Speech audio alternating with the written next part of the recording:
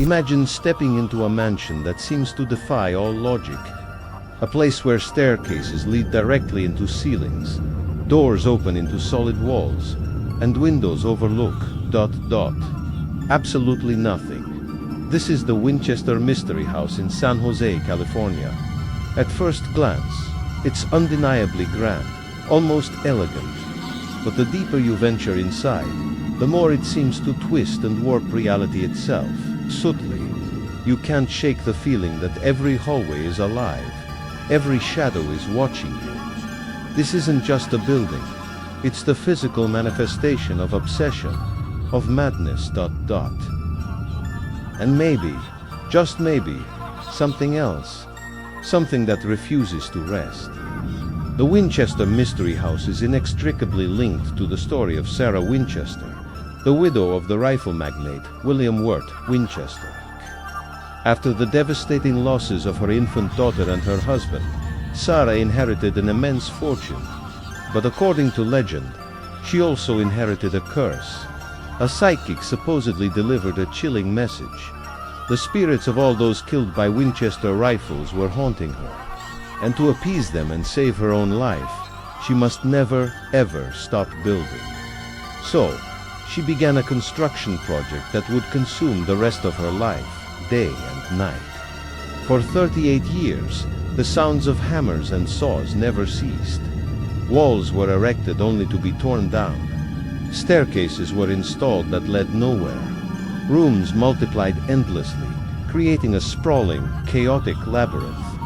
By the time of her death in 1922, the house had swelled to over 160 rooms, each more bizarre than the last.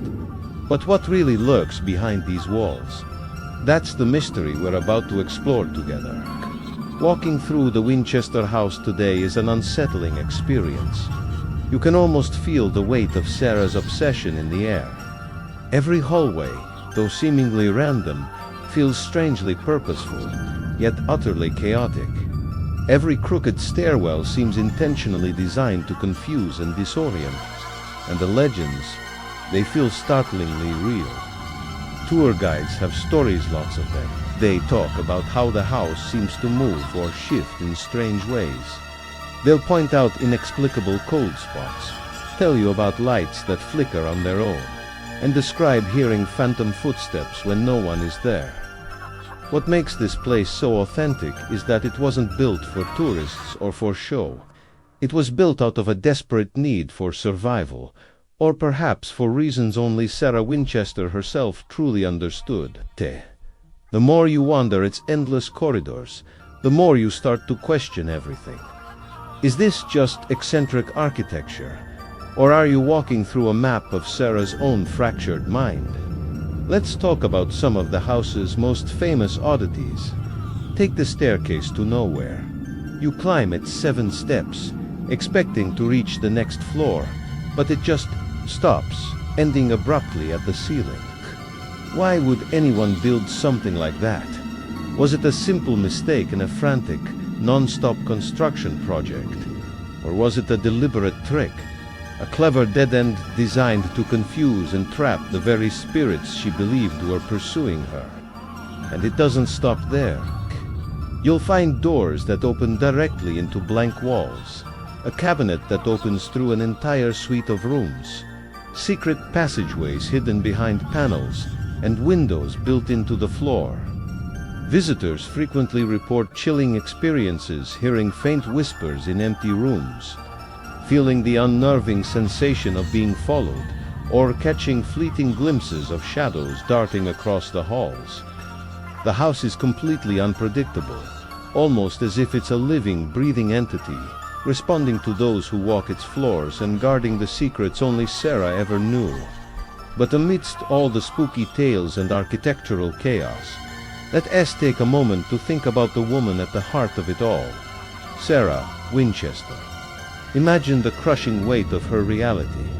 You lose your only child, then your beloved husband, Hugh. Inherit a fortune so vast it's almost unimaginable, but you're told it's blood money, and that you're cursed by the spirits of those who died from your family's invention. Every nail hammered, every room she built, was a direct response to her profound grief, her paralyzing fear, and maybe even a sliver of hope for salvation. Many visitors describe a strange emotional heaviness that permeates the house, a palpable sadness, a lingering melancholy that hangs in the air. It's a place where you don't just see Sarah's obsession, you feel it deep in your bones. It's almost as if she's still there, a silent presence walking the endless halls, forever checking her work and forever keeping the ghosts at bay. The Winchester Mystery House does more than just tell a story. It actively challenges your perception of reality. As humans, we're wired to seek patterns, logic, and a sense of order. This house is the complete opposite. It's designed to make you feel disoriented, slightly anxious, yet irresistibly compelled to see what's around the next corner. You could say it's a physical manifestation of grief and paranoia, a blueprint of a troubled mind. Some psychologists have even suggested that the house is a direct mirror of Sarah's mental state, chaotic, obsessive, yet fiercely protective. But there's another layer to the experience. Visitors often report a strange heightening of their own senses. Their intuition feels sharper. They see fleeting movements in their peripheral vision, or hear sounds that make their imagination run wild. The house becomes a playground for the mind, forcing you to confront the unknown and, in doing so, confront your own deepest fears. But here's an unexpected twist. Not all the experiences reported within these walls are scary. In fact, some people have described feeling a sense of being guided, or even protected, as they navigate the confusing maze of corridors. It's as if Sarah herself is still lingering, a gentle spectral host ensuring her visitors wander safely through her bizarre creation. This suggests the house isn't a purely malevolent place. Instead, it's morally ambiguous, much like the woman who built it. Brilliant, tragic, and shrouded in eternal mystery. And that's where we'll leave it for part 1. In our next video, we'll dive even deeper, exploring some of the most chilling paranormal encounters, uncovering more hidden rooms, and examining the ethics of Sarah's lifelong obsession. We'll also look at the unexpected ways this house continues to capture our collective imagination. Nearly a century after her death. Thanks so much for joining me on this journey. If you enjoyed this exploration, don't forget to hit that like button, KV, and subscribe so you won't miss part 2. See you next time. Last time, we scratched the surface of the Winchester Mystery House, a mansion built from grief, fear, and a fortune soaked in tragedy. But what we saw was just the grand foyer of a much deeper, more perplexing story. If you thought the staircases to nowhere and the doors opening to sheer drops were strange, you haven't seen anything yet.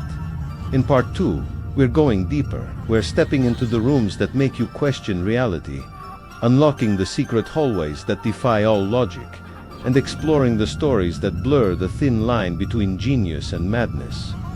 The real mystery of Sarah Winchester isn't just why she started building, but why she could never, ever stop. Prepare yourself, because the house is waiting, and some doors, once opened, can never be closed again. Winchester House truly thrives on contradictions. It's a symphony of architectural chaos.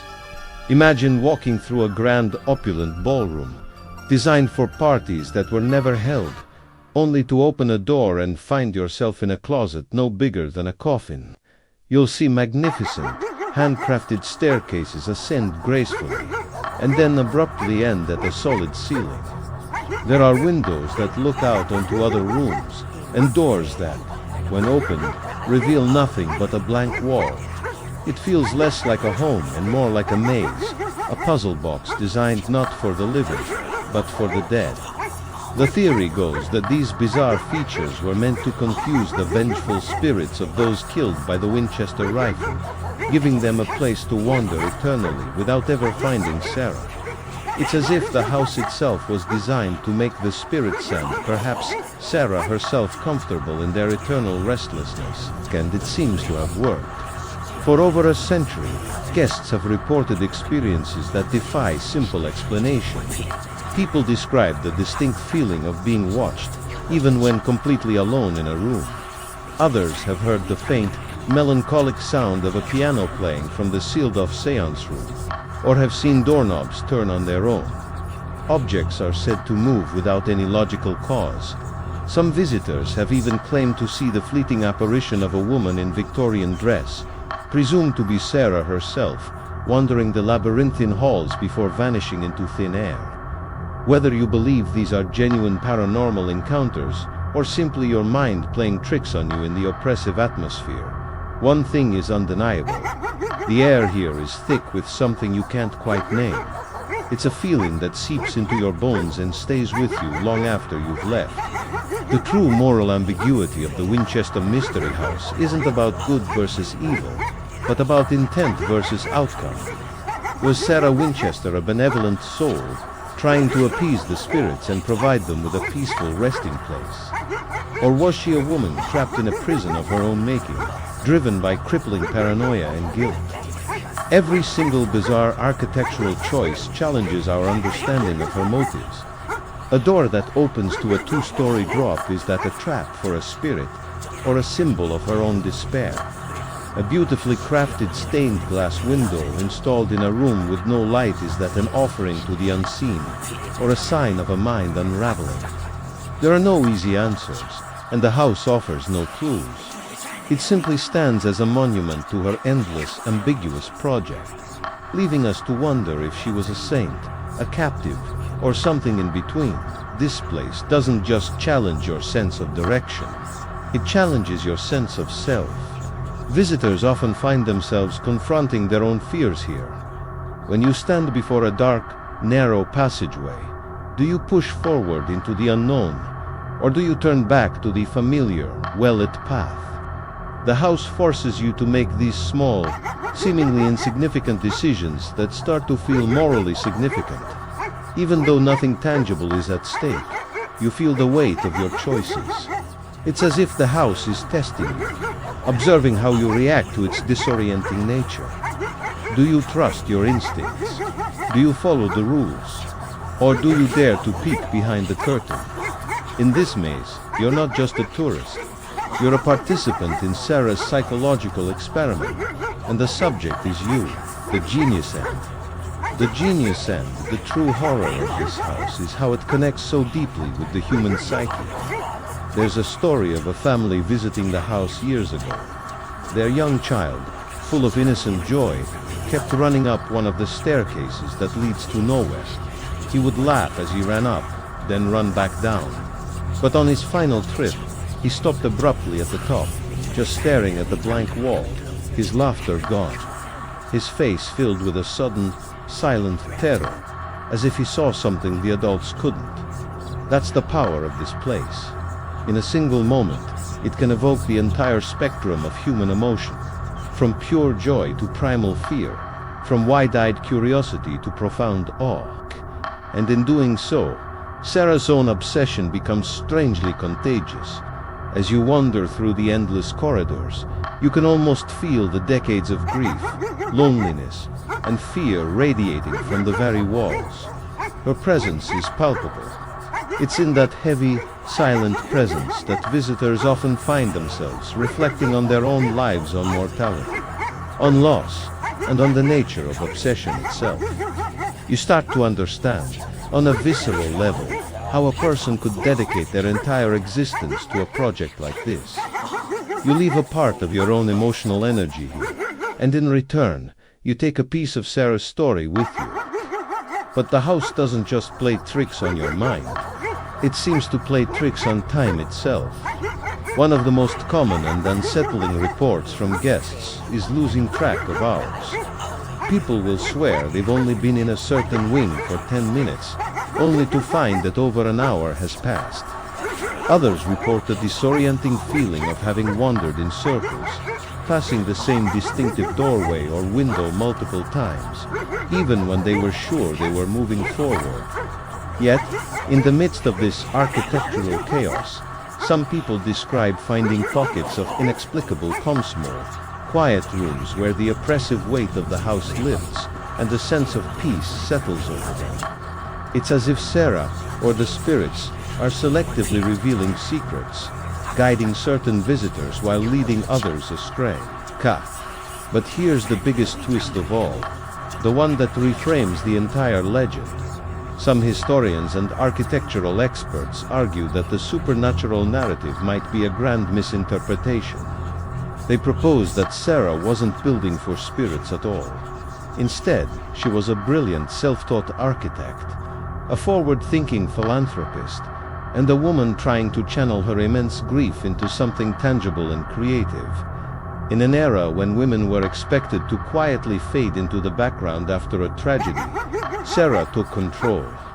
The constant construction was her way of staying busy, of keeping her mind and hands occupied, of literally building a new life when her old one had been shattered. The labyrinthine design wasn't to confuse ghosts, but was an expression of her own creative freedom. Perhaps the supernatural tales are simply our way of trying to make sense of a genius that was so far ahead of its time, we mistook it for madness. Walking through these halls today, the experience feels incredibly authentic. This isn't a theme park ride or a movie set. You can run your hands along the original, century-old woodwork that Sarah herself commissioned. You can peek through the hidden spy holes and open the tiny, secret doors. You can feel the chill in the air and sense her presence lingering in the shadows. The authenticity is what makes it so chilling. You are not just observing a historical landmark. You are stepping inside a mind, immersing yourself in a history, and becoming part of a legend that stubbornly refuses to die. It's a place that challenges your curiosity, rewards your bravery, and punishes your assumptions. And that is precisely why people keep returning, why countless books, documentaries, and videos have tried and will continue to try to capture its elusive essence. The Winchester Mystery House is not just a building. Its grief made tangible. Its obsession immortalized in redwood and stained glass. It is a puzzle box built on an epic scale, and its ultimate solution may forever remain just out of reach. It is a testament to what a human mind can create when fueled by limitless funds and profound sorrow. So the next time you visit, or even if you just see its chaotic spires from a distance on the freeway, remember this: the house doesn't just contain stories, it actively creates them. It bends reality, it bends perception, and if you stay long enough, you might feel it start to bend you. You might leave with your curiosity satisfied, with a few fun stories to tell your friends. Or you might leave wondering if you really were alone in those hallways. You might leave with the unsettling feeling that the house has left a small piece of itself with you watching, waiting, and whispering its secrets long after you've gone home. Thanks for joining me on this journey. If you enjoyed getting lost in the mystery, be sure to like this video, subscribe for more adventures into the unknown, and let me know your theories in the comments below. Until next time, stay curious.